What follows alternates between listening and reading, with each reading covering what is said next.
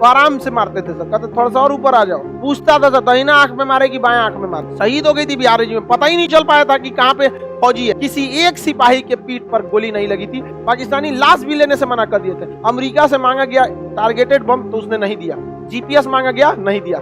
Israel ने अपना बम दिया था।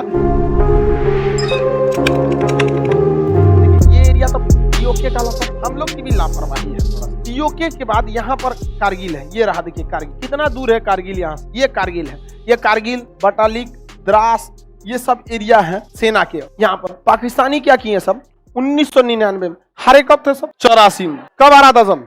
हारा था 84 में। और फिर हमला कर दिया सब 1999 में। और घुस के 1900 कारगिल के टाइम पे यहाँ पे हम लोग ठंड के दिन में अपनी अपनी पोस्ट खाली कर देते थे और पाकिस्तानी भी खाली कर देते थे।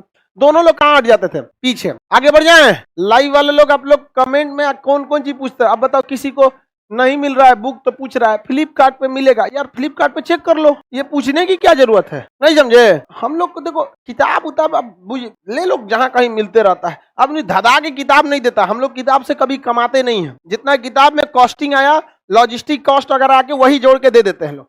अब नहीं कमाता। अब किताब पे 100 रुपया मार्जिन रख देंगे तो धधा बोलेंगे देखो खरीद लो, ये ले लो, वो ले लो, ये ले लो। उतना नहीं। आप देखिए आपके मोहल्ले वगैरह में जहां मिलता है देख लीजिए, तो फ्लिपकार्ट पे देखिए मिल जाएगा आप लोग का।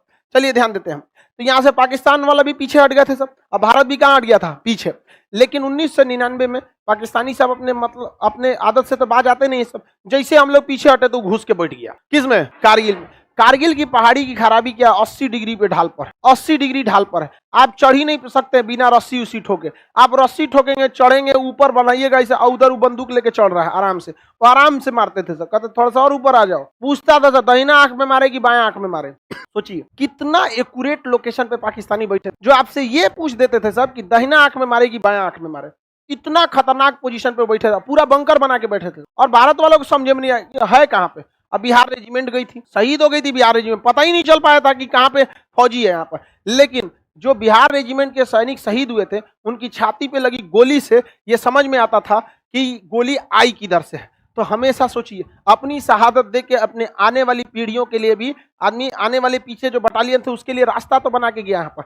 और जब बॉडी चेक किया गया तो किसी भी बिहारी फौज के पीठ पर एक भी गोली नहीं थी। ये बताता है कि चढ़ते में मारे गए। कारगिल में जितने शहीद हुए थे उस पहाड़ पर भी किसी एक सिपाही के पीठ पर गोली नहीं लगी थी, चाहे वो जाट रेजिमेंट का हो, सिख रेजिमेंट का हो, या फिर राष्ट्रीय राइफल का किसी भी रेजिमेंट का हो। कोई किसी के भी पीठ पर गोली नहीं लगी थी। और पाकिस्तानियों की लाश को हम लोगों ने दफनाया था। पाकिस्तानी लाश भी लेने से मना कर दिए थे। अब कितनों के पीठ पर गोली लगी थी, भागने लगा था सब लास्ट में। अजब हाल है यार, भाग रहा है सब। यहाँ पे आए हो तो मर के जाओ। तो 99 में इन लोगों ने कहा हमला कर दिया? द्रास, बटलिक, यहाँ पे टाइगर हिल। आप देखे होंगे शेरशाह मूवी बनी हुई है, देखिए। तो सारे एरिया पे किसने कब्जा कर लिया? पाकिस्तान। इतना भयानक हुआ कि इसमें एयरफोर्स को भी बुलाना पड़ा। एयरफोर्स के जहाज भी मार के गिरा दिया सभी सब, क्योंकि ऊंचाई पर एयरफोर्स कितना काम आएगी? पहाड़ पर तो छुपे रह सकते हैं ना, पहाड़ की दरिया छुप जाइए, यहाँ पे जहाज जाएगा मार के गिरा दीजिए यहाँ पर। तो कई जहाज भी हम लोग के वहां पे डिस्ट्रॉय हो गए थे सब। लेकिन बाद में फिर मिराज 2000 नामक जहाज को लगाया गया। मिराज 2000 जहाज पूरा उड़ान भरा और सबके ऊपर बम्बार्डमेंट करते चला गया। जब इस एरिया में पहुंचा तो यहाँ बहुत सारा भीड़ लगा हुआ था। तो वो एरिया पाकिस्तान में था, नदी उस पार था।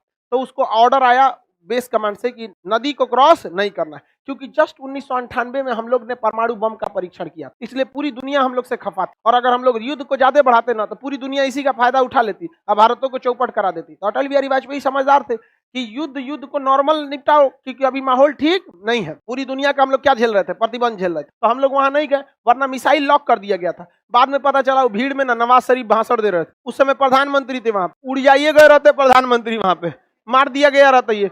तो भारत सरकार ने कहा कि नहीं गलती की है।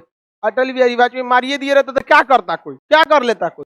सद्दाम हुसैन को अमेरिका मार दिया, क्या कोई कर लिया? यूक्रेन को मारिए रहा ना, क्या कोई कर लिया? नवाजो शरीफ जाते उधिया जाते हैं वहां पर, उनका भी शहादत हो जाता है यहाँ पर। लेकिन वापस आ गया। और इन पहाड़ियों में पाकिस्तान वाले एकदम घुस के छुपे हुए थे सब। अब इसमें जो बम गिराया जा रहा था वो गिरता ही नहीं था एकदम लोकेशन पे, क्योंकि हवाएं इतनी तेज चल रही थी, बम को गिरा देता था। अमेरिका से मांगा गया टारगेटेड बम तो उसने नहीं दिया, जीपीएस मांगा गया नहीं दिया।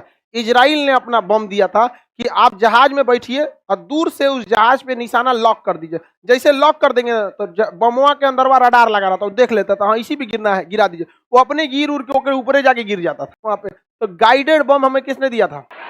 किसने दिया था? इजराइल। इसलिए कभी भी इजराइल का हम लोग साथ देते हैं कि नहीं देते? पूरा साथ देते हैं। फिर भी हम लोग इंसानियत के नाम पर फिलिस्तीन का भी साथ देते हैं, क्योंकि फिलिस्तीन की जमीन किसने कब्जा किया? इजराइल। तो हम लोग ने दोनों का साथ देते हैं।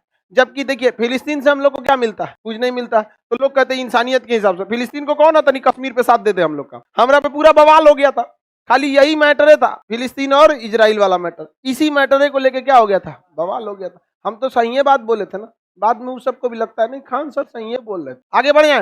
तो बताइए 1999 में कौन सा ऑपरेशन चला? कौन सी लड़ाई? कारगिल लड़ाई।